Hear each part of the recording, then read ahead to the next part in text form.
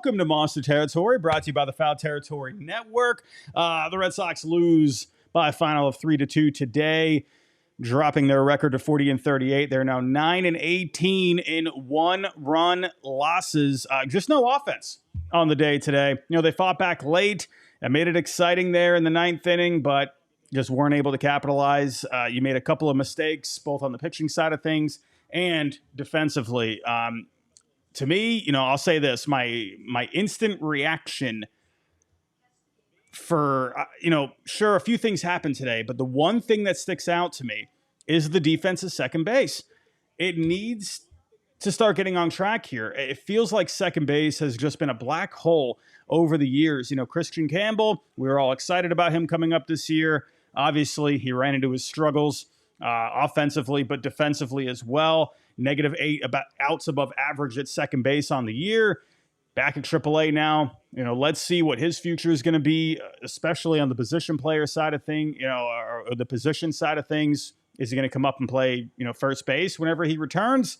I don't know. But second base defensively, it's been terrible. And David Hamilton, once again, for a second straight night, just not able to get, these plays that should be routine plays and just, making it look difficult out there. Sure, he came up with the home run to make up for it last night. But, today, not so much. Landon Roop, he was on top of his game today. He looked great. He had the Red Sox off balance all day. They had some hard hit balls along the way. They just weren't able to string anything together here today. That's why, in these close games, that's why you see so many of these one-run losses. Sure, you can look at, starting pitching, bullpen, but it's the defense that I feel like has really come up short a lot in these one-run losses. And that's where, David Hamilton, you got to make a routine play like that. Again, love the home run from last night. You made up for it. But, routine plays, you got to get them done. And then that led to the inevitable Raffy Devers home run against his old team. It was only a matter of time before it happened. And Raffy Devers putting the Giants on his back today. But Brayan Bello, not a bad day for him overall. Gave up a couple of home runs. Elliot Ramos got it started there. He got squeezed at a couple of pitches by the ump. I'm not really someone that likes to complain about the umpire too much. You've all heard me talk about that in the past. But today, the umpire's got to be a little better there, right? He got squeezed on a couple. I'll get to those in a little bit, but that led to the home run.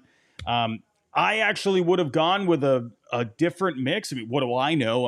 Again, I'm just a doofus that sits at my desk, but I felt like he could have gone with a couple of different pitches there in that spot. He just didn't execute, didn't get help from the umpire either. In the end, it was what it was.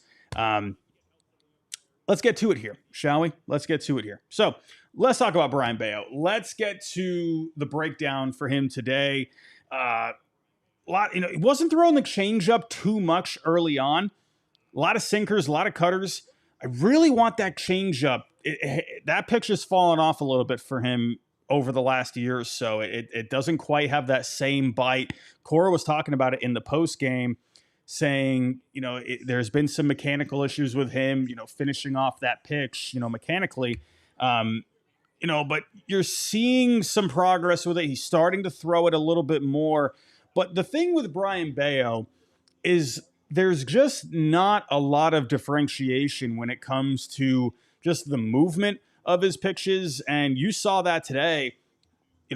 Sure, like he's had good velo. There's nothing really wrong with the velo. There's nothing really, the sinker's got some good bite to it. But when you look at the cutter, not a lot of movement on that cutter. And, that was a pitch today that he really went to a lot. He's really got to try and get that changeup going again. It's not really what it was at before, but he's got to figure it out there. Let's get to the couple of mistakes that he made on the day. Let's get to the Elliot Ramos home run in the first inning. It looked like he threw a couple of good cutters there on the corner. Ended up getting called for balls, right? If you looked at the strike zone on the TV, they were in the zone, right? Even, Connor Wong today, he's saying, oh, okay, those look pretty good to me. So, I don't know what happened there with the umpire call. But then the next pitch, You're just leaving a cutter right over the plate. Again, it's not a pitch that has a whole lot of movement to it. When you leave a pitch like that just right over the plate, I mean, it's a meatball, right? That should have been a home run today, right? But I could also understand where Bello was coming from, where he wasn't getting the call low, so he tried to elevate it a little bit, but he just left it up too much. That, to me, I felt like that just would have been a spot where he went with the fastball up prior to that pitch, right? Tried to get the swing and miss up there. I would have just kept attacking, right? I would have, gone with that sinker, where the cutter, if you're thinking about it, right? A cutter, that doesn't have a whole lot of bite to it, doesn't have a whole lot of movement to it, you can't be leaving that up. I mean, that to me, where at least if you went with a sinker there, would have had some downward bite. That's what I would have done a little. I just feel like that was the wrong pitch in that moment, or at least just go with a fastball there, right? Try to attack the corners with some velo. I just didn't like the pitch. I didn't like the cutter there. I would have gone a little bit different, in my opinion. But it is what it is. It wasn't like the game was completely out of reach at that point. But then you go to the third inning, and this is where David Hamilton, kicking the ball. Again, you got to make those plays, and it's getting to the point where it's so frustrating. It's getting to the point now where they just can't seem to find an answer defensively at second base. I don't understand it. It's like mind-boggling to me. This is where I need Marcelo Meyer to move over to second base when Alex Bregman gets back. I think Marcelo Meyer has to be the guy at second base. He's done great at third base, but you got to remember he's a natural shortstop. He should, a good shortstop like him should be good at third base. And he should be good at second base as well. I have full confidence that Marcelo Meyer will be the answer at second base, especially defensively. So we need that day. We need Bregman to get back here because you need to shore it up over there. But that error led to the Raffy home run. And this is where I'm kind of wondering what was the thinking with going after Raffy the way he did, right? It was just two pitches, but he went with a fastball back to back right in the same spot. I'm thinking, what are you doing here? Like, did he just miss his spot? I'm not sure what that was. You can't come fastball to Raffy up in the zone like that. If you're going to go up in the zone to Raffy, you got to go up a little higher than that. You just can't be leaving these fastballs right over the plate like that, especially back to back, right in the same spot, basically. I don't know. Didn't like the couple of ABs there that led to the home runs. Wasn't a big fan, but other than that, he did pretty well today overall. Not a bad day for Brayan Bello really at all. 6 innings, 4 hits, 3 earned, 6 Ks. Not a bad day. That's where the offense needed to step up. But Landon Roop here today, man, just had him off balance all day. Right, a guy that's going to attack you with a lot of curves, a lot of sinkers. They had some hard hit balls along the way. They just couldn't figure him out today. But they made it interesting in the 9th inning against Camille Duvall. Before that, though, they did have something cooking in the 6th inning. Roman Anthony, good day for him today. Getting a couple of walks, right? Came up big in the 9th inning. Had the walk there in the 6th. Story had a base hit, but then Willier with the ground out. But Willier did come through in the 9th inning. Like I said, Roman Anthony had the double. It's such a treat watching Roman Anthony. Just the way he goes about his ABs, right? The patience that he shows, the exit velo off of the bat, 103 miles per hour on the double today. He's just different, man. There's just something about Roman Anthony, man. You can just see it. It's really special with what you're watching with him. But he had the double. Story with the base hit. Shout out Trevor Story. Great day for him today. 3 for 4 on the day. Then Willier with the base hit. That made it 3-1. Nate Eaton came into pinch run. He stole second. And then on the throwing error, right? And then Story ended up scoring on that. That made it 3-2.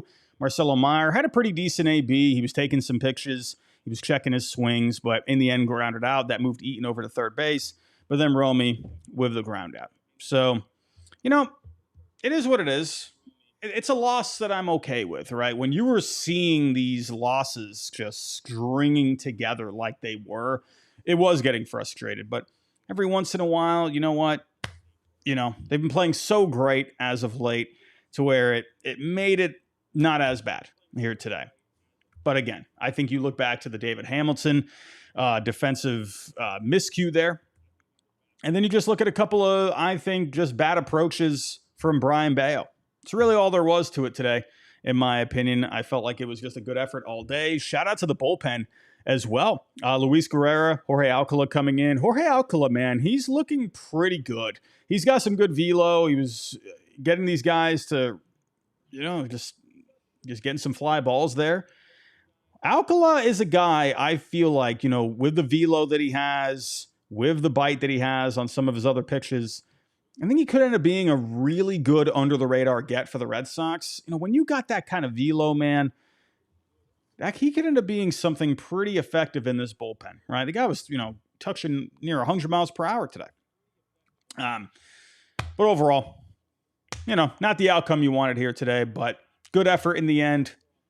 You just got to clean it up a little bit in a couple of spots. It's not going to be perfect every single time. But let's see what's going on here in the chat. And thank you, everyone, for letting me know that my microphone wasn't working. Who did I see? Someone, I don't remember who said it in the chat. 99/22. Devers muted his mic. That's what it was. It was Raffy, wasn't it? It was Raffy, wasn't it? I hate when that happens, man. I hate that. It's the worst. Apologies again for the audio, everyone. Embrace. Hamilton needs to go. I think David Hamilton, he does bring some good things, right? Gives you a good lefty bat off the bench. Not great this year, but he has come through in some spots this year. He's going to give you speed.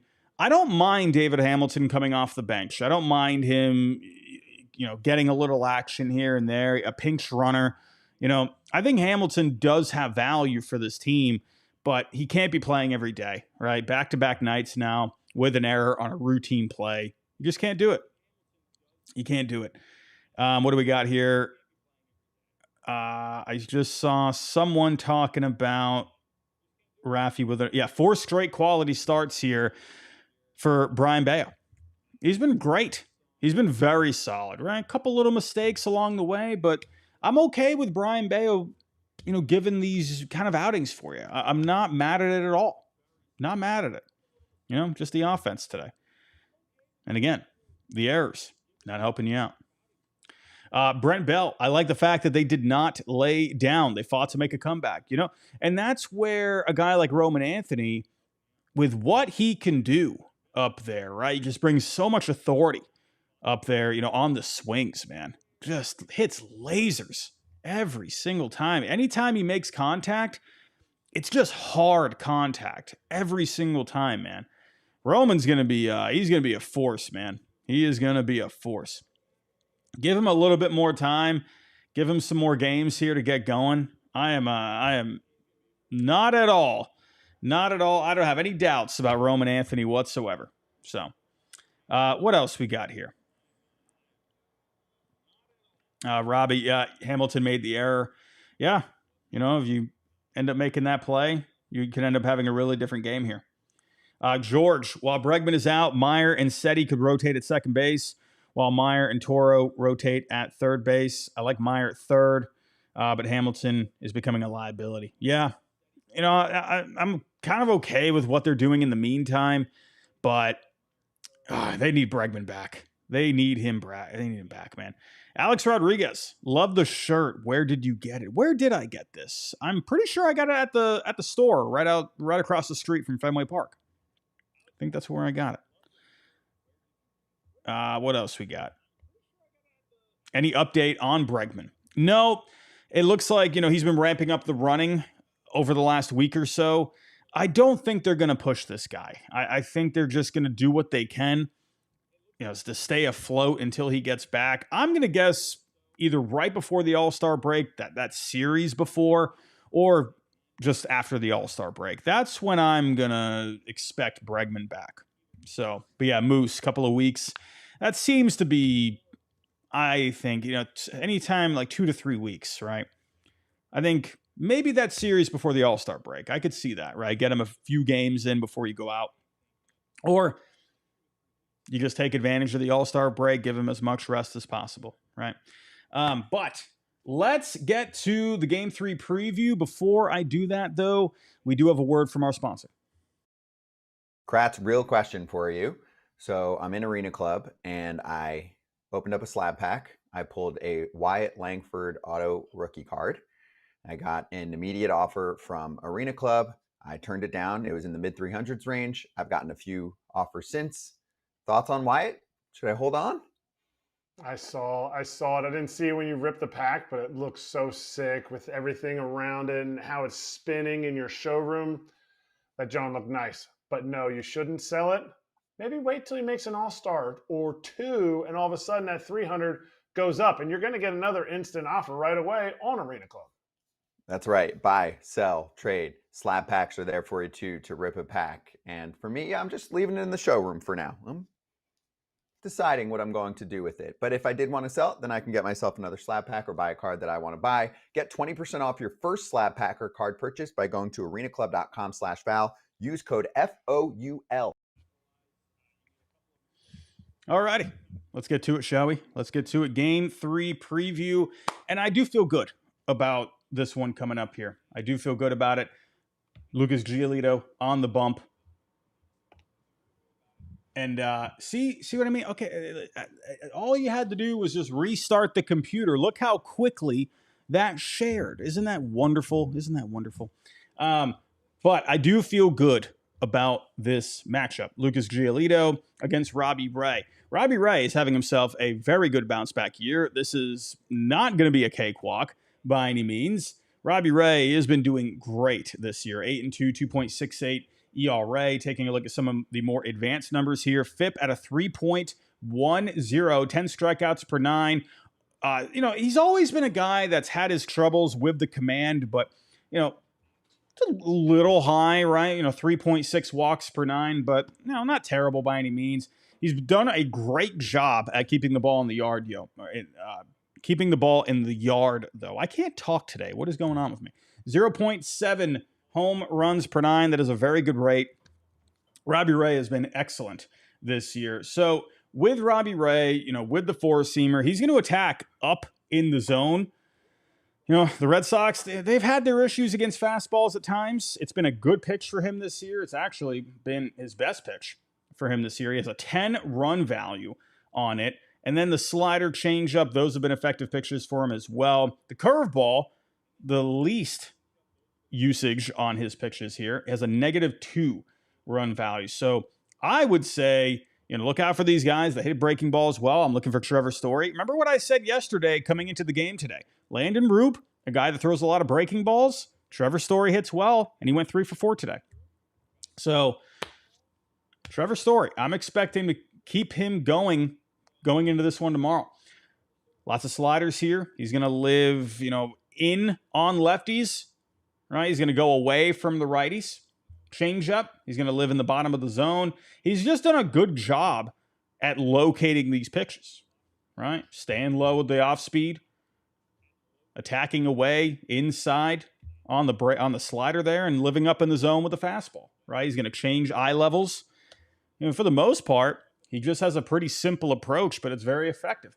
Now, this curveball, as you can see here, it's been kind of all over the place, right?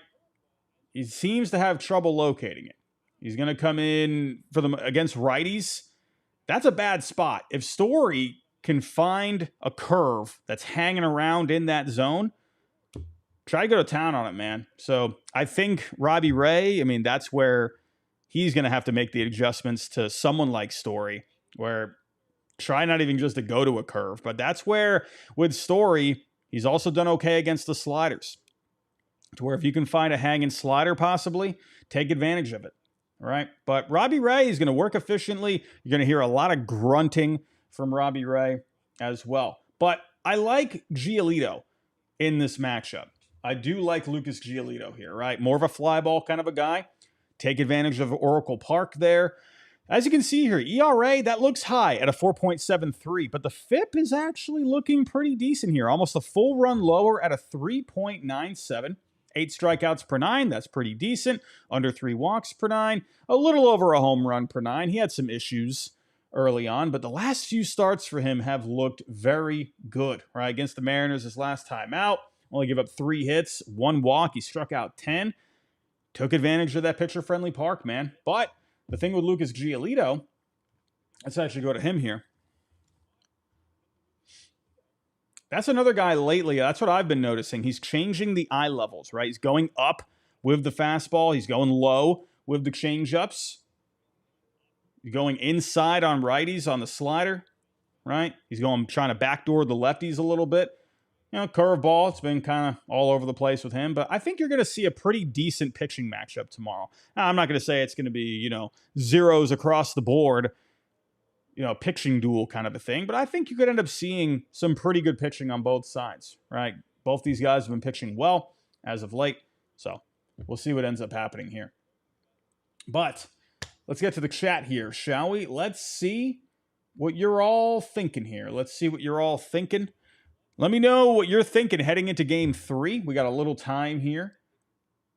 And it's a little time to talk to you all in the chat. Let me know what you're thinking. ETA on Masataka Yoshida. I mean, looks like they're starting to ramp him up a little bit. Before you couldn't really get him going. I mean, you kind of had to just be in this waiting period where, not really rush the rehab with him, because you didn't really have a place for him to play. But now that DH has opened up, you're starting to see them ramp it up a little bit with him. So, again, I'm looking at Bregman right around All-Star break. I wonder if that's when you could see Yoshida, maybe a little bit before that, to try and get him a few ABs before going into the break. But for the most part, I feel like you're hearing more positive news, more positive updates about Yoshida. It seems like at this point, him playing in the outfield or not doesn't really matter all that much. So I would love to see Masa back. I would love to see him back. What else we got here? Embrace. Is he the next face of the franchise? Do you think the Red Sox would build around him? I believe you're talking about Roman Anthony. Listen, funny enough, you see them talking to Roman Anthony post-game. This was part of the reason why they wanted to move Raffy, because, Raffy was not really being a good role model for the younger guys, at least when it came to talking with the media, when it came to, this whole thing about the whole position change, taking it to the media.